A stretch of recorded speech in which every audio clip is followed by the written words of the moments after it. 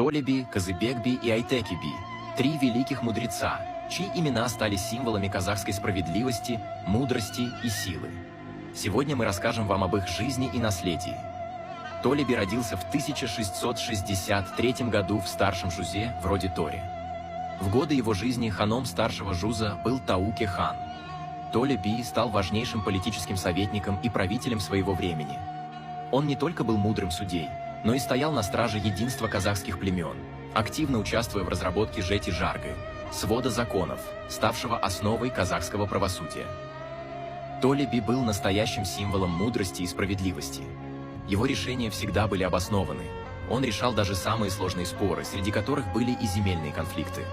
В его время народ находил в нем опору и защиту. Казыбек-би родился в 1667 году в Среднем Жузе, вроде Аргын. В годы его жизни ханом Среднего Жуза был Абулхаир хан. Казыбек-би был не только отличным дипломатом, но и стратегом, который играл ключевую роль в переговорах с джунгарами. Он неоднократно предотвращал крупные вооруженные конфликты и заключал мирные соглашения. Он был известен своим уникальным подходом к решению конфликтов. Один из самых ярких примеров его мудрости – это знаменитый случай с джунгарами, когда Казыбек-би сумел убедить джунгарского хана оставить мирное соглашение в условиях напряженного противостояния. Айтекиби родился в 1644 году в младшем Жузе, вроде Баюлы. Он был одним из главных советников и правителей своего времени. В годы его жизни ханом младшего Жуза был Тауке хан. Айтекиби оказался в центре политической жизни Казахстана и был важным переговорщиком и дипломатическим деятелем. Айтекиби участвовал в объединении казахских племен и сыграл значительную роль в укреплении внутреннего порядка. Он известен своей активной ролью в регулировании межплеменных отношений.